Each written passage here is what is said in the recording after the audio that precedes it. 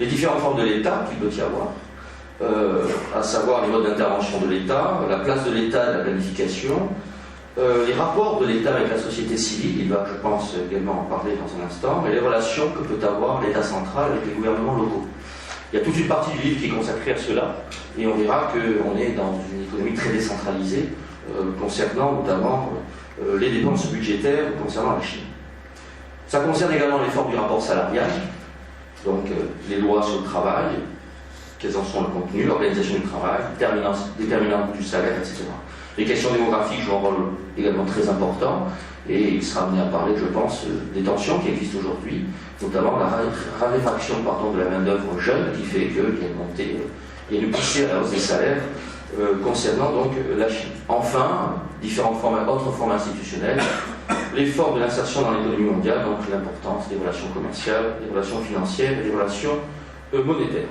Il en résulte donc de tout ça que le capitalisme, c'est un processus d'évolution dont les caractéristiques vont dépendre de la complémentarité qu'il peut y avoir entre ces différentes formes institutionnelles. Cette complémentarité n'est pas éternelle, elle peut générer ses propres contradictions. Et ce qui est important quand je dis que le capitalisme est un processus d'évolution, c'est que ces formes institutionnelles, ce mode de régulation peut générer, et génère la plupart du temps, des contradictions qui exigent que le régime d'accumulation, le régime de croissance, se transforme et finalement, c'est un petit peu la thèse qu'il défend dans cet ouvrage-là. Cette transition entre deux régimes d'accumulation, son moteur de changement structurel ne peut être qu'une vague d'innovation générique, capable de transformer l'ensemble de la structure de la production en se diffusant dans tous les secteurs de l'économie. Et il va identifier dans son ouvrage, justement, où peuvent se situer ces vagues d'innovation générique. Alors, très rapidement, là aussi, en quoi l'ouvrage de Michel Aglietta, je dirais, s'intègre-t-il dans cette analyse et dans cette réflexion que prône la théorie de l'école de la régulation. Alors, il ne faut pas oublier, on parle de la Chine, donc on parle d'un pays quand même qui, en 1820 et jusqu'en 1820, était la première puissance économique mondiale, représentait un tiers du PIB mondial, et que cette part dans le PIB mondial est tombée à 1% en 1949. Donc, je pense qu'il évoquera que s'est-il passé pendant cette période-là. Aujourd'hui, on est à peu près, je me corrigerai si je dis une bêtise, mais on est à peu près à 16%, c'est à peu près 16% du PIB mondial, si on regarde en parité du pouvoir d'achat, on est à peu près à ce niveau-là. Alors, qu'est-ce qui est frappant dans cet ouvrage? Je dirais 3 points qui, je dirais, se réfèrent à la méthode de la régulation. C'est premièrement l'importance de l'histoire. Michel Aglietta rappelle dans cet ouvrage que c'est la première dynastie Han, donc on est à peu près en 200 avant Jésus-Christ, c'est la première dynastie Han qui a construit des institutions qui se sont au fil du temps incorporées dans la culture chinoise. Ces institutions sont marquées par 2 choses. 1, l'éthique qui était prônée par Confucius, et puis 2, par la philosophie politique légaliste pour définir la légitimité de l'État. Donc en Chine, il faut bien comprendre une chose. L'État est unitaire, il est central. Son objectif n'est pas économique, il est politique. À savoir, son objectif est de tenter de maintenir à la fois son unité et la souveraineté. Ce que défend Michel Aglietta dans cet ouvrage, avec sa co-autrice Bobaï, c'est que cela est toujours vrai. La place de l'État, la place de la planification stratégique, le rôle des grandes entreprises publiques demeure essentiel même aujourd'hui. Et c'est la raison pour laquelle les auteurs pensent que le capitalisme chinois ne sera pas soluble dans le capitalisme mondial globalisé, car la globalisation n'est pas un processus homogène. Et il défend la thèse selon laquelle la plupart des économistes occidentaux se trompent parce qu'ils confondent ou ils pensent que le capitalisme se confond avec l'économie de marché et que cette économie de marché aurait un caractère universel et il va à l'encontre de l'idée, notamment je pense à ce qu'avait pu écrire Fukuyama en 91, ce n'est pas la fin de l'histoire. Non, le marché n'a pas les mêmes effets partout. Non, le miracle économique chinois ne s'est pas produit sous l'effet de la conversion de la Chine à l'économie de marché en 1978, donc ce fameux discours de Deng Xiaoping. La Chine a connu l'économie de marché dès le IXe siècle. Donc bien avant le discours de Deng Xiaoping, elle n'a pas pour autant amorcé à cette époque-là la révolution industrielle du XVIIIe siècle, alors que sa technologie était très élaborée. Les auteurs en donnent des raisons, et je pense que Michel en parle beaucoup. et c'est un élément important, je trouvais très intéressant dans l'ouvrage, c'est l'époque maoïste qui a conduit la première phase d'essor du capitalisme, donc entre 1949 et 1978, 1949 marquant, je dirais, la République populaire de Chine.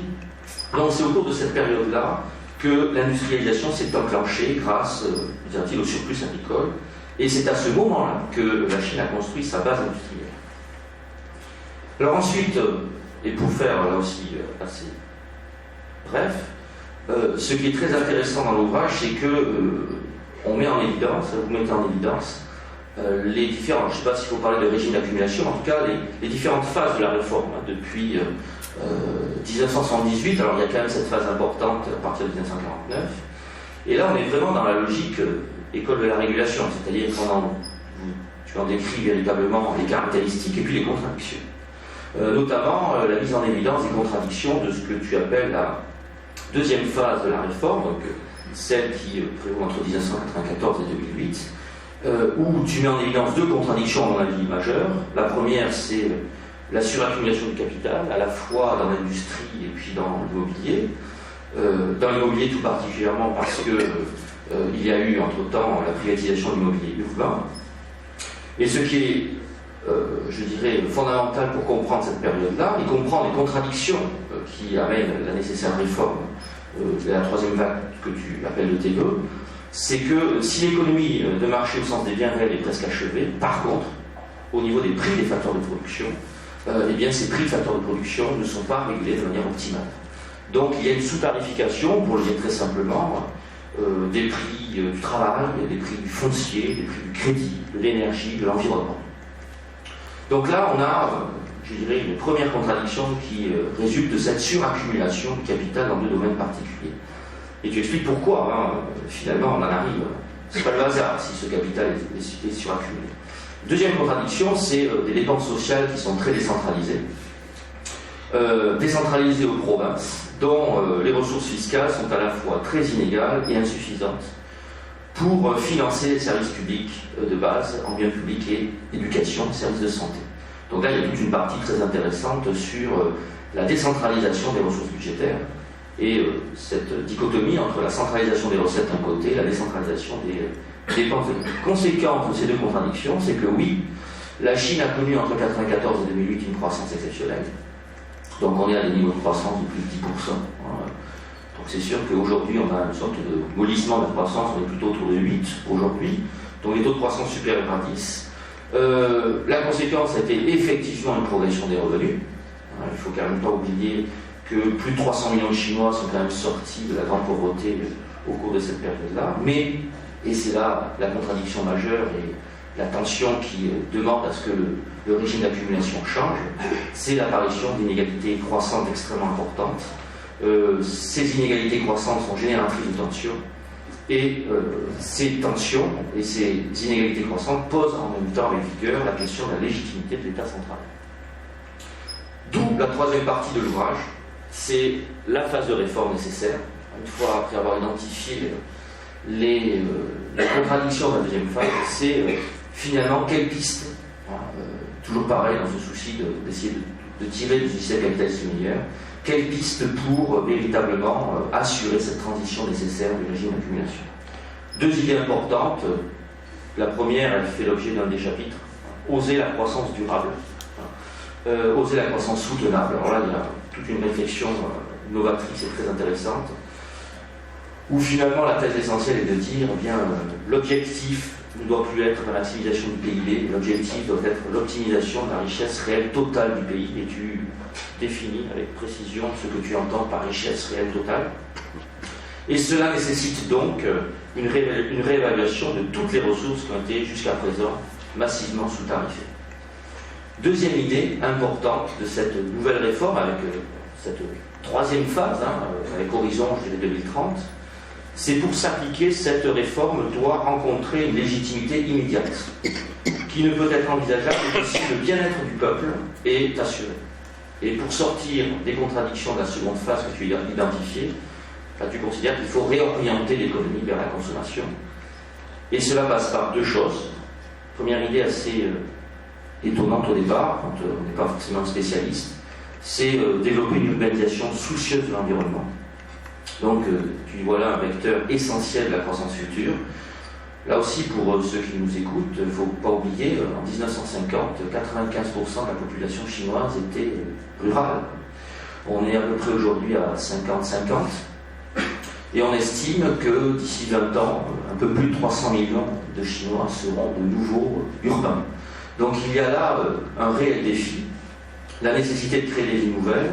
Et donc tu parles de villes frugales, à bas carbone, mise en place d'un système de méga-villes, de villes monocentriques, multipolaires. Et tu établis, et ça c'est assez... il y a une cohérence qui est remarquable, tu établis un lien entre schéma d'urbanisation, répartition du revenu et équité sociale. Deuxième élément de cette phase de réforme, de cette troisième phase de réforme, c'est la nécessité de mettre en place une politique visant une protection sociale universelle. Car il faut absolument rééquilibrer les revenus entre les différents groupes de la population, et cela passe par de véritables transferts nets entre de l'État vers les ménages. Et tu es amené à définir ce que tu appelles les piliers de l'État-providence en Chine autour de la mise en place d'une assurance universelle, la nécessité de rechercher la maximisation du capital social, ce qui est conforme d'ailleurs à la méritocratie confucéenne, et puis le rôle important à confier à la société civile en matière de protection sociale. Bref, assurez-vous que j'ai terminé, il ressort de cet ouvrage qu'il existe une voie chinoise du développement, d'où le nom, la voie chinoise. Il existe donc une voie chinoise du développement distincte de la nôtre. Et il ne s'agit pas d'essayer de calquer notre modèle sur ce qui se passe actuellement en Chine. La Chine est engagée parce que l'État central en est parfaitement conscient. La Chine est engagée dans une transition vers le développement durable. Une voie chinoise différente de notre démocratie formelle se construit en Chine, et tu parles même des conditions à mettre en place pour que se développe véritablement une démocratie réelle. Elle exige, cette démocratie réelle, que l'État chinois reconnaisse la société civile non comme un danger, mais comme une force de proposition collective. C'est la condition pour que la Chine mette en place un système original d'harmonisation sociale. Et donc au final, si je devais résumer, l'économie, c'est un moyen, et uniquement un moyen. La fin reste la stabilité, l'unité et le bien-être social. Donc voilà, très rapidement présenter, résumer, essayer d'introduire un petit peu cet ouvrage qui est à la fois très détaillé et passionnant. Bon, mais comme toujours, même en Chine, je dirais l'original est toujours meilleur que la copie. Donc je vais en profiter, je vais donner la parole à Michel Algueta qui va développer les éléments prégnants de son ouvrage. Merci. Quand même, Pascal a fait sérieusement défricher le terrain, parce que c'est sûr qu'on ne peut pas parler de tout dans un travail de ce type qui est quand même assez lourd. J'insiste bien, parce que ça a été juste fait en allusion.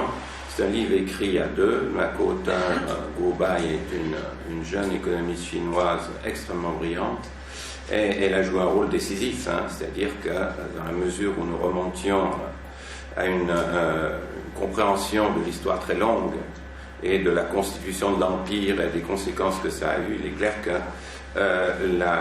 l'importance d'avoir évidemment en quelqu'un qui était d'origine chinoise, qui était une chinoise qui avait fait beaucoup d'études sur les textes classiques, notamment de la période confucéenne, a joué un rôle tout à fait essentiel pour moi, quoi. C'est que l'aspect culturel et le lien entre la culture et les comportements économiques ne pouvait être compris que s'il y en avait une connaissance profonde de ce que est les caractéristiques de la culture chinoise.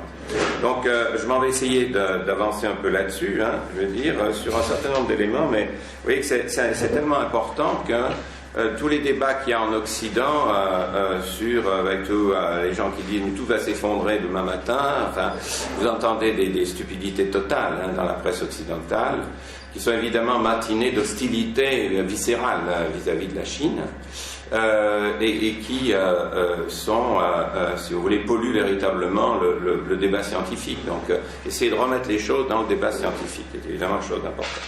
Donc voilà, alors on va avancer là-dessus, et donc j'espère que ça marche bien, oui. Donc oui, voilà ce que je voudrais faire, c'est d'abord donner quelques idées en effet sur la méthodologie, en plus de ce qui a été dit,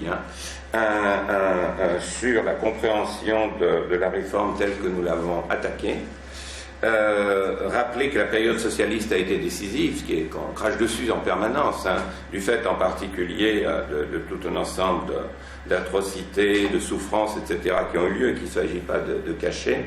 Mais la période socialiste est le début de la réforme. Hein, c'est ça qu'on dit. Évidemment, là, on s'écarte totalement de la conception occidentale standard. La magie du marché est arrivée en 1980. Évidemment, c'est normal que la Chine se soit développée telle qu'elle l'a fait, puisque le marché le permettait, comme si le marché n'avait pas existé avant. C'est évidemment très important de voir où sont les racines de la réforme chinoise. Ensuite, les éléments des deux phases dont a parlé Pascal. Et ce que je voudrais faire, c'est de voir, c'est là qu'il y aura un certain nombre de graphiques et de tableaux. Il s'agit de voir quels sont les germes de la réforme en cours dans l'évolution conjoncturelle actuelle. Comme je vais le montrer, la Chine, c'est un processus graduel de transformation silencieuse. Ce n'est pas du Big Bang du tout, hein. Ce n'est pas une thérapie de choc. Et par conséquent, voir si aujourd'hui la réforme est déjà en cours, il faut analyser la conjoncture telle qu'elle évolue dans la crise globale du monde occidental, du monde capitaliste actuel. Et après, donc, ce que je voudrais, c'est donner un certain nombre d'éléments sur, en effet, les aspects, disons, les plus économiques de la réforme vers la croissance soutenable. Voilà, donc ça, c'est un peu le menu. Et donc, allons sur cette économie politique de la réforme. Alors, je reviens sur ce problème-là, si vous voulez, c'est-à-dire la distinction.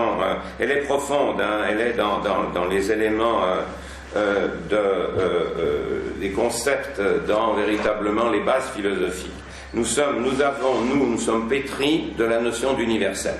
Hein, et nous le sommes depuis nos origines hellénistiques, en quelque sorte. Hein. Platon, c'est la distinction entre l'essence et l'apparence, hein, entre l'essence et l'existence. Et en fait, on est pétri de ça. Et quand vous prenez les formes du capitalisme, que vous prenez Max Weber sur ce qu'est l'esprit du capitalisme, qui renvoie manifestement au protestantisme, que vous prenez l'économie, alors Pareto, c'est-à-dire il y a un optimum social et tout le mouvement, tout ce qu'est l'économie est un ajustement vers l'optimum social. Et cet optimum est lié à l'équilibre général. Donc vous avez une vision universelle et d'un équilibre totalisant qui caractérise l'état idéal vers lequel on doit tendre. Et donc on étudiera les économies en distance par rapport à ce postulat d'état idéal. Pareil pour la démocratie et les droits de l'homme, c'est considéré comme étant en quelque sorte une propriété occidentale, hein, et que l'Occident dicte au monde entier ce que c'est que les droits de l'homme.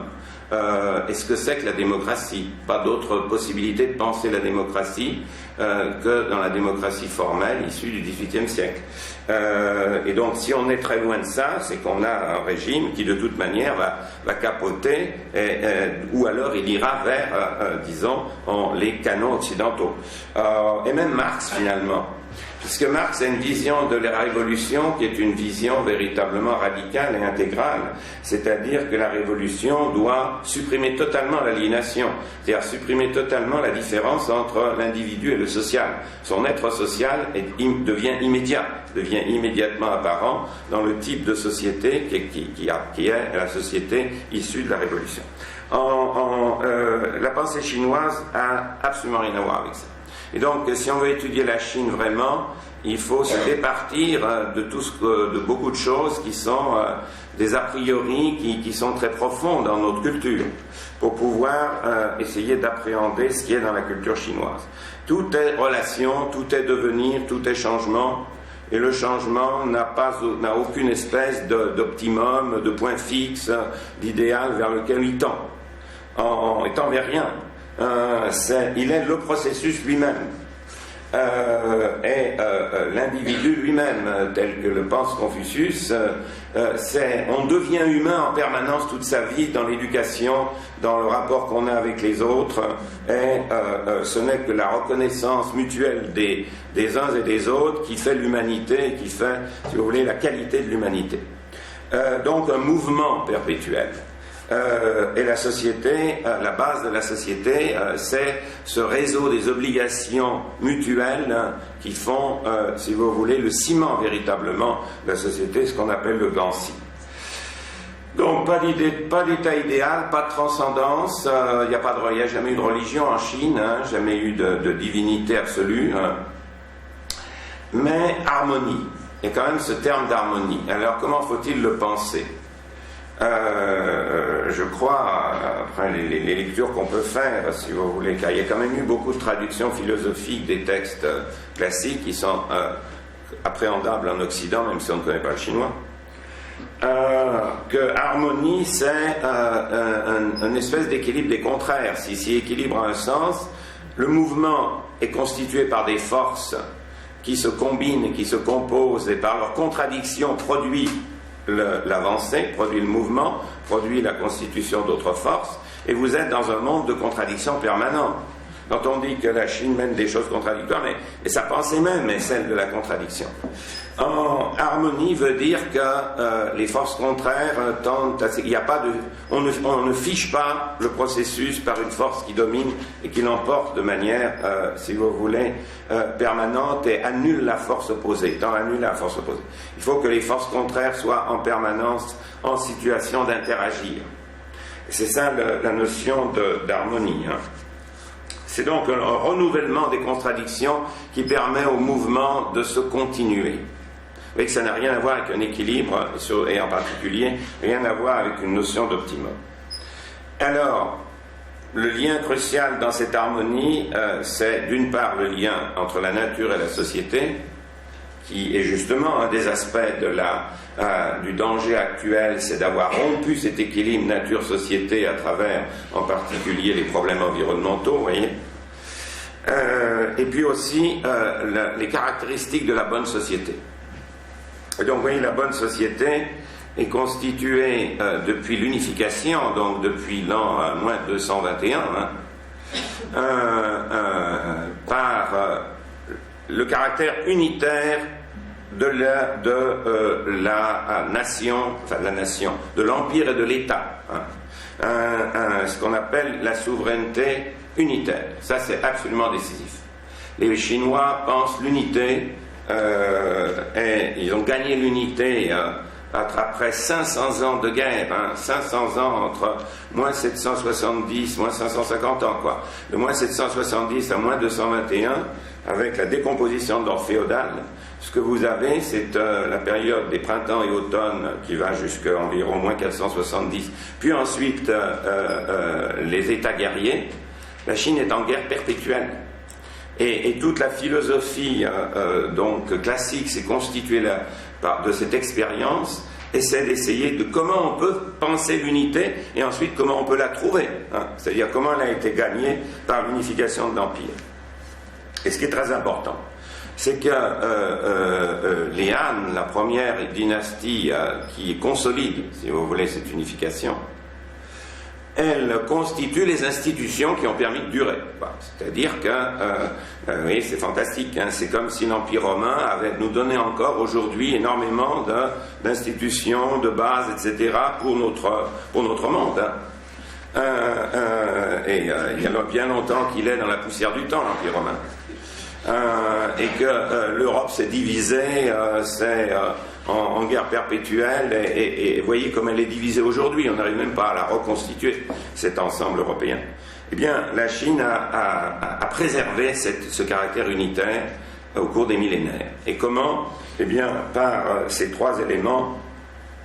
Le souverain est unique et n'a pas d'opposition. La base même de l'idée que en Chine, il n'y a pas de démocratie au sens de partis qui définissent, si vous voulez, des pouvoirs qui se combattent et qui sont en quelque sorte, comment dire, policés par les règles de la démocratie formelle, c'est-à-dire les élections, le débat, etc.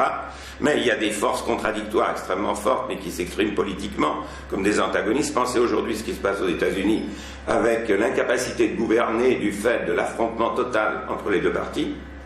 En Chine, ça ne peut pas se poser cette question, parce que le souverain doit être unitaire. C'est ce qui fait que le parti ne peut pas considérer qu'il puisse y avoir des forces politiques extérieures au parti. Le caractère unitaire de la souveraineté est le ciment fondamental de cette société. Et c'est inscrit dans une culture 2 fois millénaire. Le deuxième élément, c'est la qualité de la bureaucratie. Ça, c'est décisif.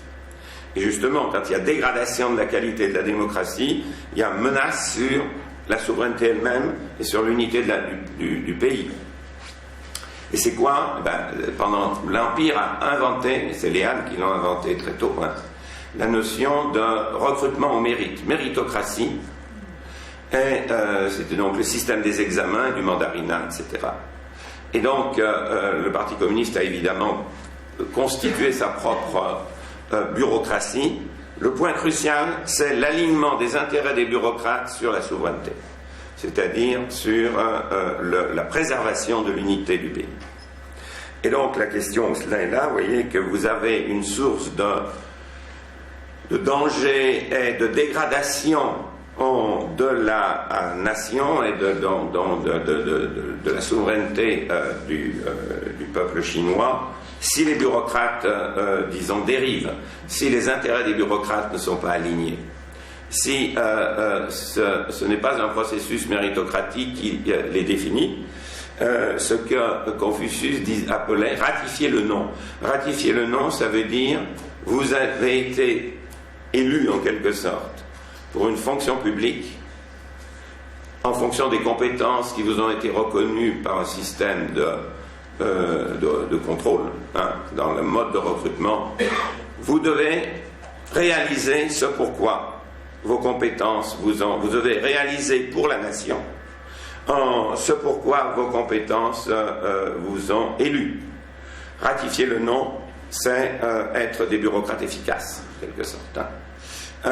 Et donc, vous voyez que la corruption en particulier est en effet un processus extrêmement dangereux dans la mesure où il dégrade complètement ce processus de ratifier le nom. D'où l'importance aujourd'hui de reprendre en main le pays et de lutter de manière globale et non pas seulement ponctuelle contre la corruption.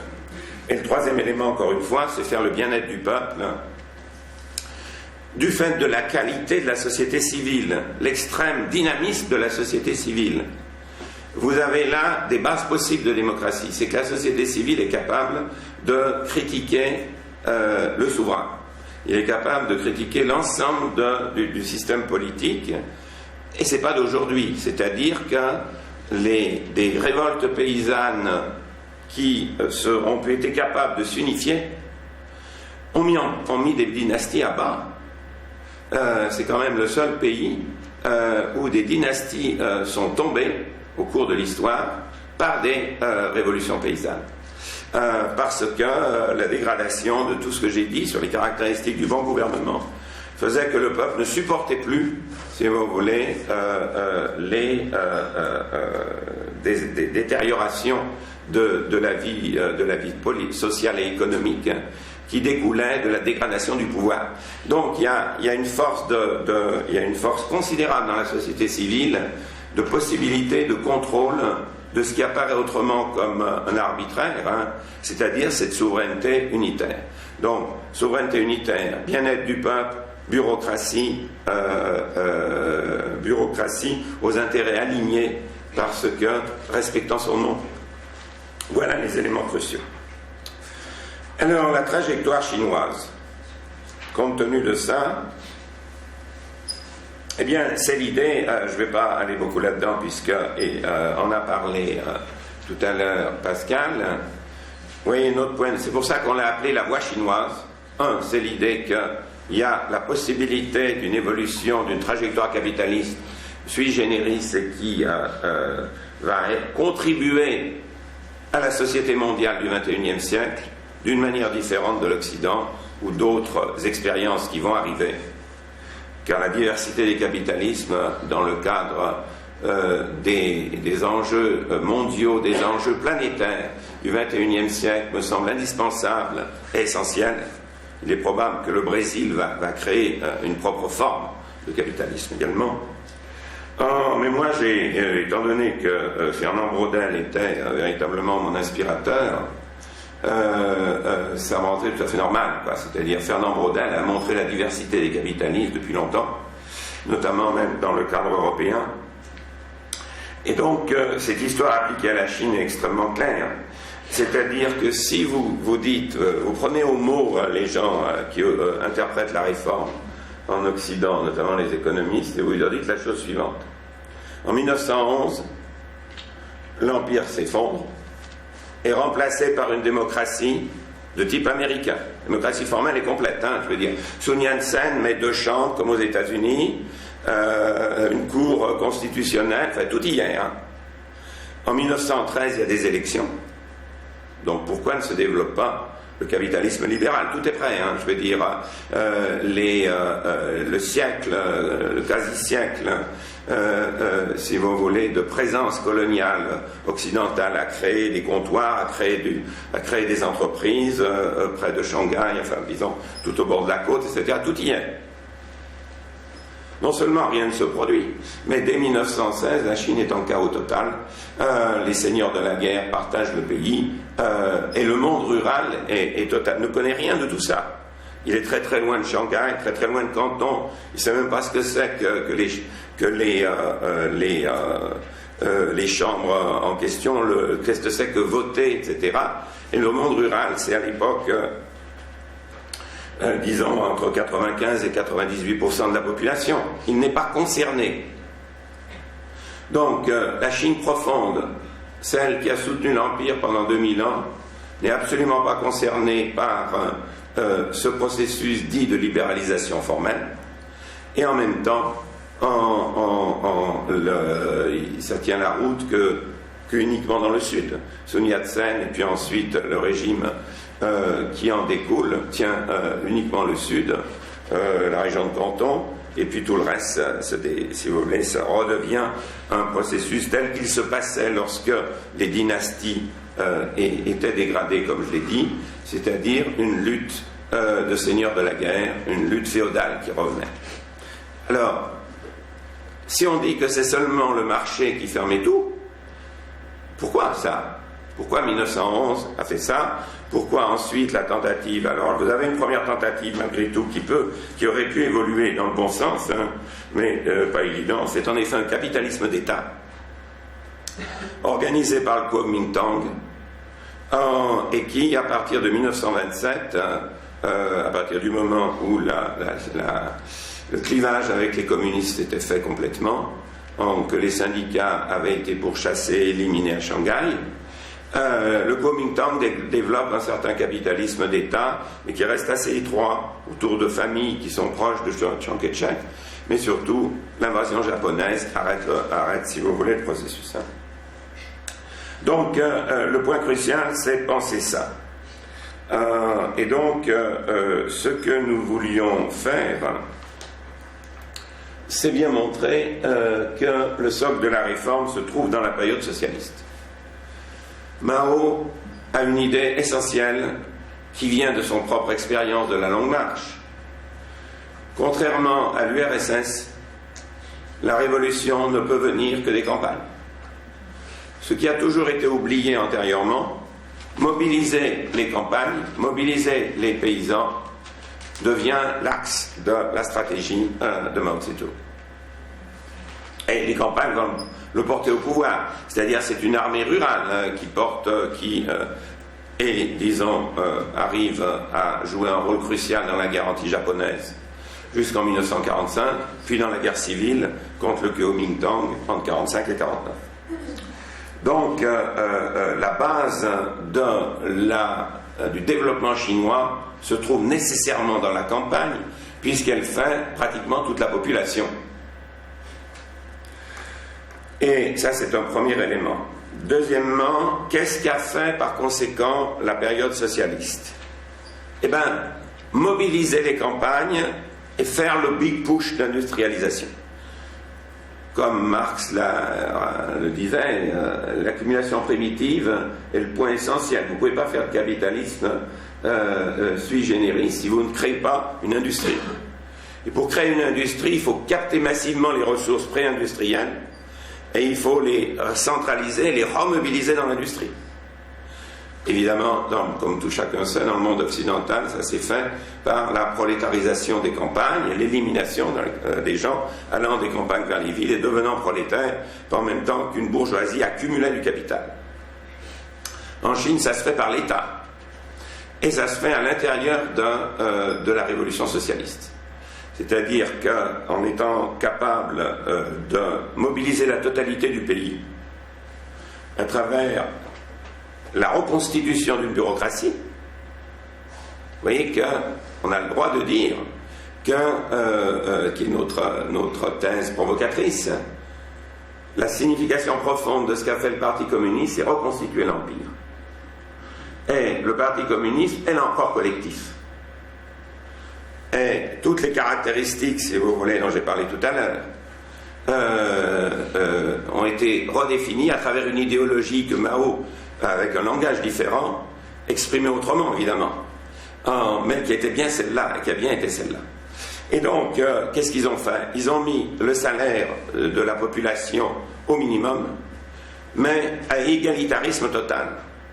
Ce qui a dégagé un surplus agricole pour pouvoir développer l'industrialisation dans les villes et amener la population dans les villes. Donc, le big push industriel est venu de cette concentration du surplus qu'a permis la révolution socialiste. Mais ils n'ont pas fait que ça. Le deuxième élément, ça c'est la caractéristique essentielle, si vous voulez, des communistes, on peut au moins leur donner cet avantage-là, éducation, santé. L'éducation a été développée systématiquement partout. Les gens étaient illettrés à 80% en 1950. Le niveau du PIB moyen en Chine, d'après les données de Madison de l'OCDE, était par tête, était la moitié de celui de l'Afrique. Donc la Chine était de très très loin le plus pauvre pays du monde. Plus pauvre que l'Inde, plus pauvre que l'Afrique, de très loin. Donc voilà d'où ça partait. Ça partait aussi avec un pays totalement enclavé. Pas oublier que la Chine n'était pas reconnue internationalement, qu'elle ne pouvait avoir aucun échange commercial avec le monde occidental, et que par conséquent, elle ne pouvait pas avoir accès à la technologie. Donc il était forcément nécessaire de faire de l'industrialisation sur ses propres bases. Mais ce qui a été fait, c'est une éducation massive, à la base, éducation minimale, générale, et un effort minimal pour la santé. Résultat, le niveau d'éducation progresse. En 1980, vous n'avez plus que 16% d'illettrés. Et l'espérance de vie croît de manière formidable. C'est-à-dire, vous avez une espérance de vie en 1950, en moyenne, qui est 42 ans. En 1980, elle a passé à 68 ans. Donc, il se passe quelque chose de tout à fait intéressant du point de vue démographique. C'est que la natalité va continuer à monter alors que la mortalité va baisser, jusqu'à ce qu'on prenne la politique de l'enfant unique et qui commence seulement en 1971. Ça fait quoi, ça? Ça fait que vous créez une population jeune très importante. D'accord? Si vous prenez les choses 20 ans plus tard, c'est-à-dire à partir de 1980, qu'est-ce que vous avez? Vous avez une population adulte jeune très importante. Ce qu'on appelle le dividende démographique. Et ce dividende démographique est la base humaine de l'extraordinaire croissance qui va suivre. Donc vous voyez que c'est dans la période socialiste que se crée l'évolution démographique qui permet, mais plus qu'ailleurs, c'est-à-dire que cet écart entre taux de fécondité et taux de mortalité, d'habitude les deux baissent en parallèle, si vous voulez. Là, vous avez un taux de fécondité qui reste élevé pendant 20 ans et un taux de mortalité qui s'effondre. Résultat, vous gonflez une population jeune qui va devenir jeune adulte 20 ans plus tard et qui va être une base extraordinaire pour la très forte croissance qui va se développer. Donc vous voyez que c'est pas seulement, ils font l'industrialisation, ils éduquent les gens et ils créent le dividende démographique. Voilà ce qu'est les avantages de la période socialiste. Si on n'étudie pas ça, on ne comprend strictement rien, évidemment, à la raison pour laquelle la réforme a réussi. L'autre élément qui va avec, c'est la productivité agricole. La productivité agricole va faire un bond. Donc la Chine va faire de la recherche agronomique en permanence. Et dès les années 60, vous avez des instituts agronomiques très importants.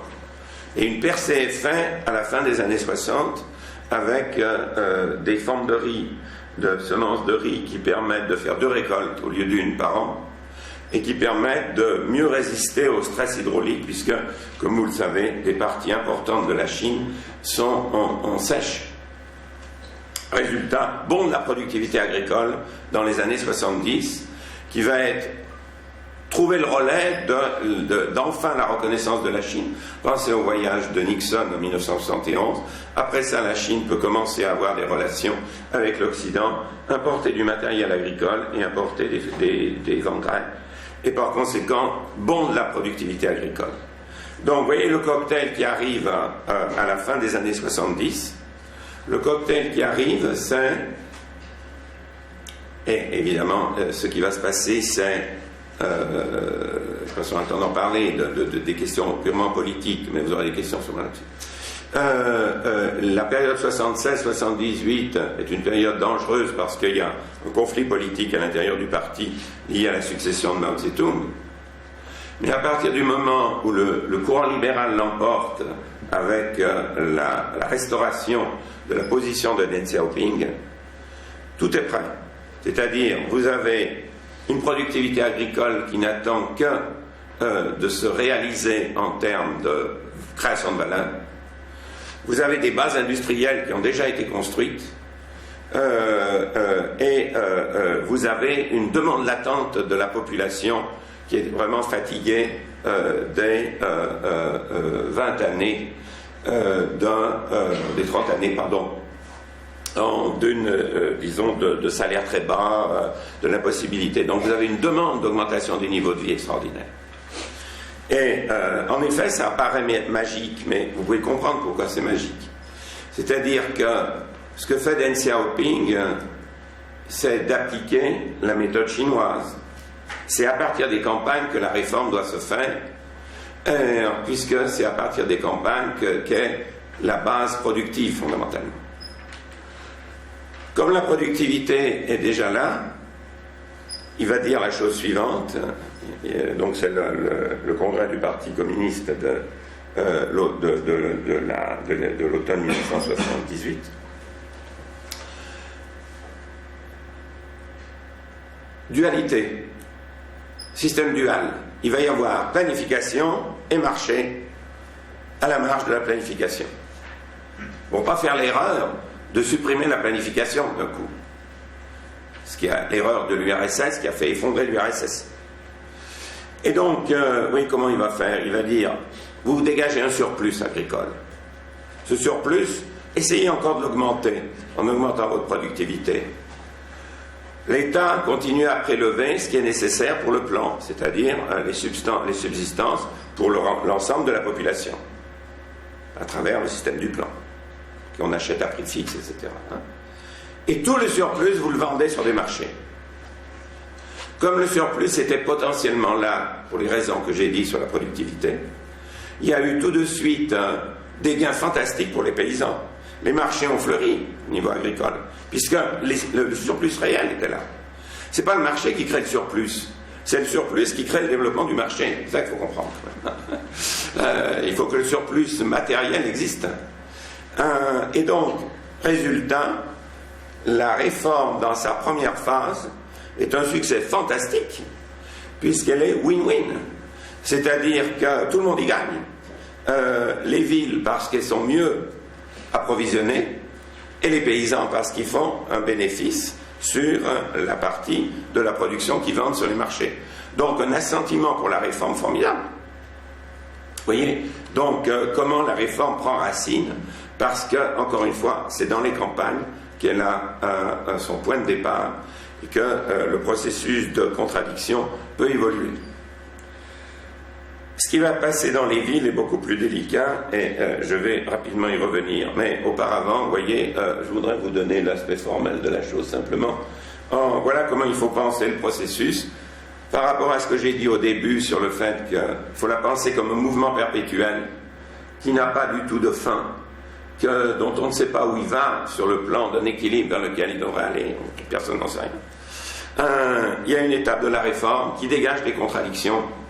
Ces contradictions sont normales, mais il peut se passer qu'à un moment donné, elles s'enquistent. C'est-à-dire qu'un certain élément de contradiction, au lieu d'être, si vous voulez, annulé par son contraire, continue dans le même sens. À ce moment-là, la croissance ralentit et des désordres sociaux se manifestent. Les désordres sociaux sont la réponse de la société civile au fait que les choses ne vont plus. Ça entraîne des conflits politiques dans le parti.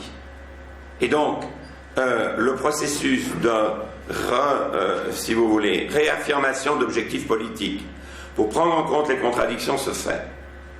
Et le problème, c'est qu'il peut y avoir là, en effet, quelque chose qui pourrait ne pas marcher. Cette phase-là est dangereuse. On l'a connue entre 1989 et 1992, entre Tiananmen et puis le discours de Deng Xiaoping sur la nécessité de poursuivre la réforme et de la transformer. Aujourd'hui, il y a eu des conflits politiques. Botsila, ça a été un cas. Je vais dire que vous avez eu des conflits à l'intérieur du parti très importants. Et apparemment, c'est surmonté nettement depuis le mois de novembre de l'année dernière. Donc, il y a un changement de l'équilibre du pouvoir à l'intérieur du parti. Mais que c'est pas un processus démocratique. Et c'est pas un processus, si vous voulez, dictatorial au sens où Moubarak était dictateur. Je ne sais pas si vous savez, mais le parti compte 84 millions de membres. Et la direction est collégiale. Et il y a donc un énorme processus politique à l'intérieur du parti pour établir les compromis. Quand l'équilibre du pouvoir a été changé, une nouvelle direction peut se mettre en place. Et, si vous voulez, des nouveaux mots d'ordre, en quelque sorte, sur les priorités, et on passe à une étape suivante de la réforme. Et aujourd'hui, on relance les contradictions dans un autre sens, et le processus de mouvement perpétuel continue. Tu me diras ce que j'ai, combien de temps j'ai encore? Parce qu'on ne pourra pas tout faire, de toutes les manières, mais... voilà donc les fameuses deux phases. C'est-à-dire, quelles ont été les performances, quelles ont été les contradictions. Vous voyez, il faut sans arrêt comprendre performance et contradiction en même temps. Et c'est les deux faces de la même chose. Mais ce n'est pas du tout la vision occidentale. Une fois que vous êtes à un équilibre, pour tous ceux qui ont étudié de l'économie, on n'y bouge plus une fois qu'on est à l'équilibre. Il faut un choc exogène pour sortir. Quand vous êtes à un équilibre de marché, il n'y a aucune raison. Puisqu'on est à l'équilibre, il est optimal. Pas de raison qu'on en sorte. Et seuls des chocs exogènes peuvent faire sortir les choses. Là, il n'y a pas d'équilibre. Le processus, c'est sans arrêt un processus de mouvement endogène. Donc, dès que vous voyez des performances, il faut regarder où sont les contradictions. Les performances, c'est ce que j'ai dit sur la révolution verte pour la première phase. C'était une phase dualiste, encore une fois, la planification était encore là, et le marché se développait. À la campagne, ça a très bien fonctionné. Mais à la ville, ça n'a pas fonctionné. Ça n'a pas fonctionné parce qu'il a fallu transformer des entreprises qui étaient des administrations d'État en vraies entreprises commerciales. Et c'est pas la même chose de dire à un paysan individuel, à partir de maintenant, vous allez vendre vos produits, mais vous êtes vous, le même producteur, simplement en plus vous vendez sur le marché. Là, il faut transformer des grosses structures qui vivent comme des administrations en des entreprises commerciales autonomes, formant leurs propres objectifs et en plus performantes. Ça n'a pas marché évidemment. Ça n'a pas marché, c'est-à-dire que ça a entraîné que les entreprises en question, eh bien, elles ont fait, les dirigeants d'entreprise ont fait ce qu'ils avaient fait, ce qu'ils savaient faire et quels étaient leurs intérêts. On leur dit, mais non, vous êtes autonome. Ben, je m'en vais m'arranger avec les dirigeants du parti, je vais essayer d'obtenir du crédit à bas coût, et puis je vais faire ce que j'ai l'habitude, c'est-à-dire je vais essayer de produire le maximum pour obtenir le meilleur profit pour moi. Donc, résultat, inflation gigantesque.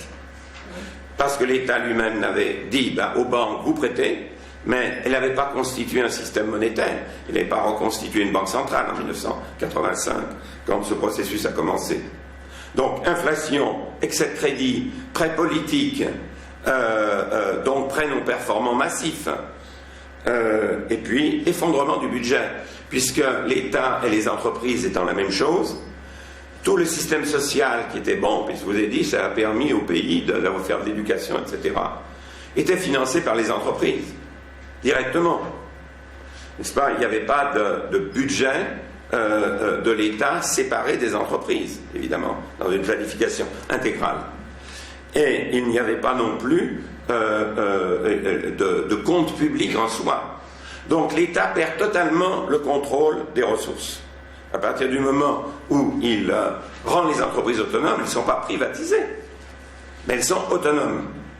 À partir de ce moment-là, les collectivités locales captent ça pour elles-mêmes, partagent avec les dirigeants d'entreprise, et le système social s'effondre. Donc, système social s'effondre, inflation, baisse par conséquent des revenus réels, et l'autre aspect financier qui va lui se manifester au cours du temps, mais Tiananmen c'est ça. Tiananmen c'est essentiellement l'inflation. Et donc c'est évidemment un cocktail qui va se faire avec, vous voyez, la société civile étant une société qui est capable de contredire l'État, si vous voulez, de s'y opposer lorsque les contradictions n'arrivent pas à se résoudre elles-mêmes. De même que nous, 1968 a été un cocktail improbable d'une crise ouvrière très forte, une crise sociale et d'un mouvement étudiant. Vous avez la même chose. Un mouvement étudiant qui va se brancher sur une crise sociale très, très profonde et qui traverse tout le pays. Donc, oui, les contradictions sont très dangereuses en 1989. Et la deuxième phase de la réforme, donc, elle ne vient qu'à partir de 1994. Donc vous avez des années intermédiaires très dangereuses, avec tout le processus politique dont je vous ai parlé dans le slide d'avant, et vous allez vers un autre régime. Donc il y a une transformation très profonde du système. Il est complètement faux de dire que la réforme chinoise est une continuité. Une nouvelle phase de la réforme. On va vers l'avant. Ça, c'est vraiment l'audace de Deng Xiaoping. Parce que, bien entendu, dans le conflit politique de 1989-92, les conservateurs jouent un rôle très important. Ils disent, vous voyez ce qui s'est passé. Il faut revenir à la planification intégrale. Et là, l'autorité de Deng Xiaoping a certainement joué un rôle dans l'équilibre entre les réformistes et les conservateurs, probablement, pour l'emporter, si vous voulez. Mais c'est de dire, on va au contraire faire ce qu'on a fait dans l'agriculture, dans l'industrie. On va libéraliser les prix industriels. On va libéraliser le secteur industriel. Et donc, et en même temps, on va candidater pour entrer dans l'OMC. C'est la deuxième phase de la réforme, celle de la libéralisation de l'industrie. Alors, c'est celle qui va développer, par conséquent, tout ce qu'on a vu, c'est-à-dire la grande croissance tirée par l'exportation. C'est le premier axe. Et l'autre élément, c'est qu'on va, et là c'est venu un peu plus tard, c'est le logement. C'est-à-dire, on va privatiser dans les villes le droit d'usage sur le logement, et par conséquent, on va ouvrir un marché concurrentiel de l'immobilier, qui constitue un fantastique processus d'accumulation de capital. Mais qu'est-ce qu'ils font comme réforme institutionnelle dont il parlait tout à l'heure? Réforme institutionnelle fondamentale pour justement résoudre les contradictions de 89-92, c'est-à-dire redonner à l'État l'autorité sur le budget. Donc réforme budgétaire qui redonne à l'État central des ressources. Donc on constitue un système fiscal qui n'existait pas. Mais on le constitue sur les moyens qu'on a à l'époque. Qu'est-ce qui permet vous ne pouvez pas constituer un système fiscal de revenus directs, et alors que vous ne connaissez pas les revenus pour un pays de plus d'un milliard d'habitants. Comme ça, si vous voulez, c'est extraordinairement compliqué de fabriquer des impôts directs. Donc les seuls impôts dont ils avaient la possibilité d'être immédiats, c'est évidemment des impôts indirects. Donc la TVA et l'impôt sur le chiffre d'affaires. Et l'autre élément, donc ils reconstituent une base fiscale. Et l'autre élément, c'est la réforme financière. Banque centrale, ça c'est évidemment une réforme essentielle. Banque centrale en 1994, avec politique monétaire et objectif de casser l'inflation et ensuite de maintenir une économie stable. Et puis réforme bancaire qui va se faire progressivement, disons entre 1994 et 2002 en quelque sorte. Avec éliminer les prêts non performants, obliger les banques à devenir des banques capables de gérer le risque, enfin, processus très compliqué, mais qui va se faire. Donc je vous donne un certain nombre de résultats, et donc on va voir un certain nombre de graphiques qu'on va voir rapidement. Donc le premier chose, c'est ce que je vous indiquais, le dividende démographique, c'est-à-dire l'augmentation très importante de la population en âge de travailler. Vous voyez qu'on est dans la phase de transition qui tourne à peu près sur cette décennie. En 2015, la population active va atteindre son maximum et va commencer à baisser. Vous retrouvez ici un premier point tournant qui s'est produit dès 2010. La population active jeune de moins de 24 ans a commencé à baisser en 2010. Donc, vous avez une population active importante encore, très importante, mais qui n'est plus une population corvéable à merci, comme on dit, une population jeune, migrant, etc. Conséquence de ça, le marché du travail est transformé. Vous voyez comment les contradictions se bougent. Le marché du travail est transformé, et les salaires extrêmement bas qu'on pouvait tenir jusque vers 2010 ne peuvent plus être tenus. Et l'État va jouer le sens des contradictions. Et quand on en est où on en est en Europe aujourd'hui, où on essaye de faire baisser les salaires partout, en disant que c'est ça qui va nous sauver de la crise, ce que fait le gouvernement chinois, c'est d'aller, c'est une méthode, la méthode normale. Quand vous avez une contradiction avec une force qui se met en route, si vous voulez qu'elle ait son effet, il faut l'appuyer et non pas essayer de l'étouffer. Donc, l'État va favoriser la hausse des salaires. Car c'est ce qui va permettre de changer le mode de croissance. C'est ce qui va permettre de changer les inégalités sociales en essayant de faire avancer une société dans laquelle la consommation va monter. Comment faire monter les salaires? Or, il existe une force autonome qui va pousser à la hausse des salaires. Il faut que la politique aille dans le même sens. Donc voilà les éléments importants et vous allez les voir très vite. Le graphique suivant indique... Le graphique suivant... Attends, il faut d'abord que je le fasse marcher. Le graphique suivant indique que malgré tout, même dans cette phase jusqu'à présent, la pauvreté a quand même énormément baissé. Vous voyez que si vous prenez le graphique de gauche, là vous avez la population pauvre en pourcent de la population totale. Donc vous voyez, vous partez ne serait-ce qu'en 1980, pas 1950, vous avez encore 85% de la population qui est pauvre pour les raisons qui étaient celles. Ils ont mis le salaire au minimum, etc. Population pauvre au sens de la Banque mondiale, c'est-à-dire moins de $2 par jour de revenus. Donc, la Chine a éliminé à peu près totalement, il reste encore en réalité, ils comptent le faire,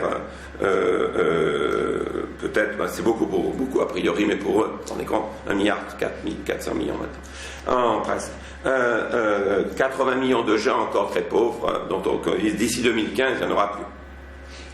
Vous voyez, là vous avez la population en low income, c'est-à-dire 3 à 5 000 $ par an.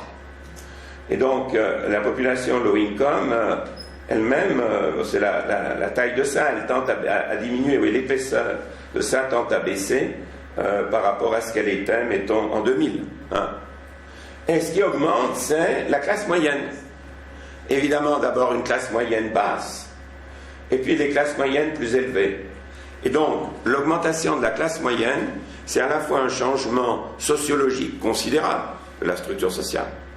C'est un changement dans les revenus, Donc c'est la base sur laquelle le mode de croissance nouveau va se développer. Et regardez ce que je vous disais sur les salaires.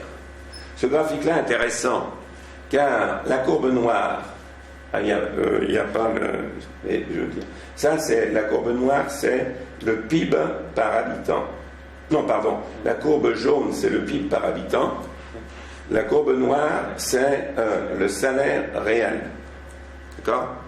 C'est le taux de variation.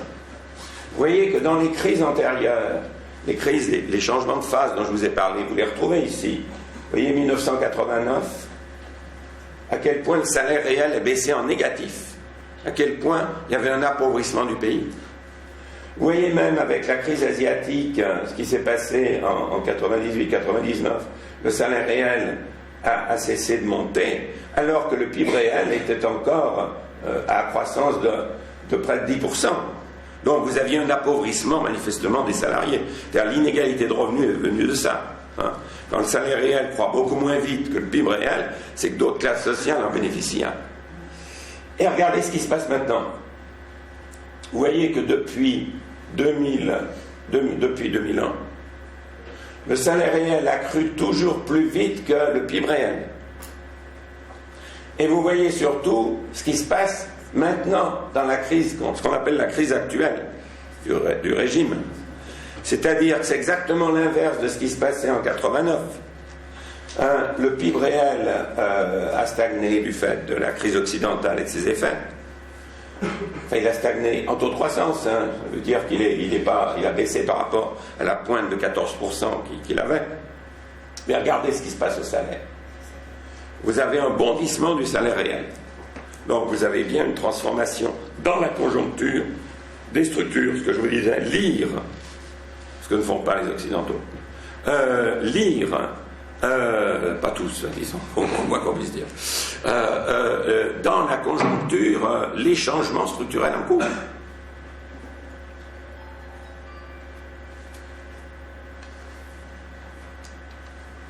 Là, ce que vous voyez, c'est aussi un changement important de l'évolution.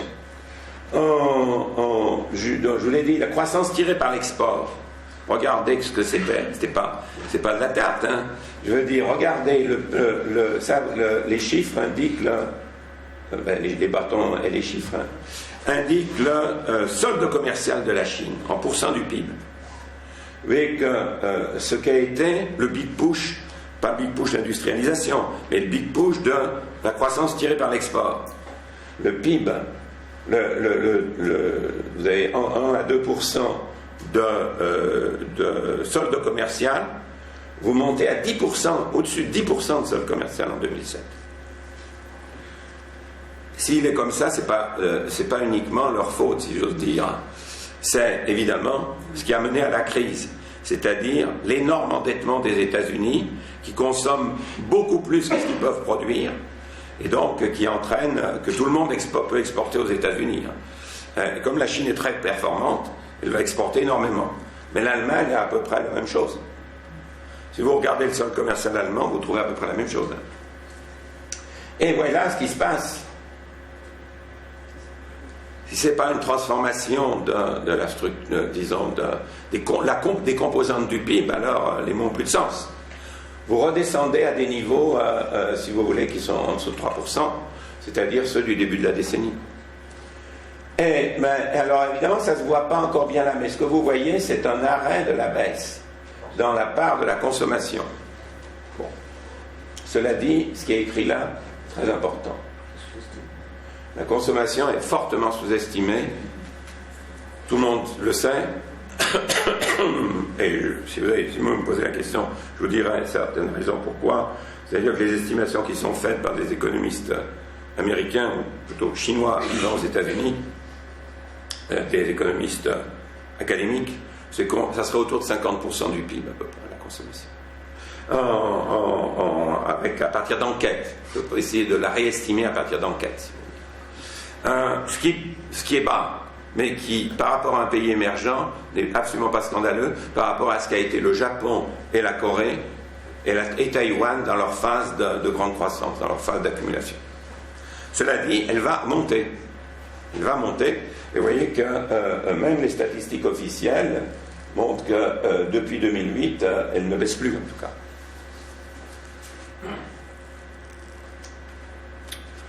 Autre élément que vous voyez bien dans cette recomposition du pays, vous voyez que la part des exports dans le PIB l'a baissé beaucoup. Hein. C'est pas seulement, donc il y a export et import, le solde commercial, je vous l'ai montré tout à l'heure. Vous voyez maintenant que la part des exports baisse beaucoup. Dans le commerce mondial, probablement la Chine est arrivée à son sommet, hein, avec environ 10% du commerce international, probablement, d'autant que la mondialisation s'essouffle, si vous voulez, en termes d'augmentation permanente du commerce par rapport au PIB des pays. Et vous avez, contrairement à tout ce qui se raconte sur la sous-évaluation du change, etc., là vous avez le taux de change réel effectif. Ça, c'est l'appréciation. Taux de change réel effectif, ça veut dire, compte tenu du niveau général des prix, c'est la compétitivité, hein, prix.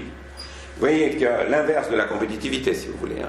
Vous voyez quand même que depuis 2005, depuis que la Chine a sorti du PEG avec le dollar, le taux de change réel et effectif a monté de 27-28%. Appréciation réelle de 28%. C'est pas négligeable. Alors on peut toujours dire, il faudrait toujours plus, etc. Bon. La PPA est plus haute, mais la PPA n'a pas de sens pour des pays émergents. Donc la Chine a eu... L'appréciation réelle, qu'est-ce que c'est autre chose qu'un enrichissement du pays? Ça veut dire quoi, une appréciation réelle du change? Ça veut dire qu'on vend plus cher le travail chinois sur le marché mondial qu'on le faisait l'année d'avant. Hein, quand le taux de change réel s'est apprécié. Donc, les Chinois s'enrichissent parce que la croissance se fait, que je vous ai montré le salaire réel augmente, mais aussi parce que maintenant leurs termes de l'échange se mettent à devenir plus intéressants qu'ils ne l'étaient. Ça veut dire qu'ils montent en gamme. Vous ne pouvez pas faire ça si vous continuez à vendre des produits à basse productivité. Ça veut dire qu'en même temps, la structure productive se modifie, la spécialisation du pays se modifie. Et donc, finalement, quand on rend compte de tout ça, il reste encore à comprendre, en effet, qu'il y a des inégalités très fortes, hein, qui est donc évidemment un des éléments qui découle de ce que nous avons vu. Là, les prestations sociales sont encore très insuffisantes. Le système de sécurité sociale est très insuffisant. Il y a des monopoles indus dans l'économie. Et en particulier, il y a une distinction rurale-urbain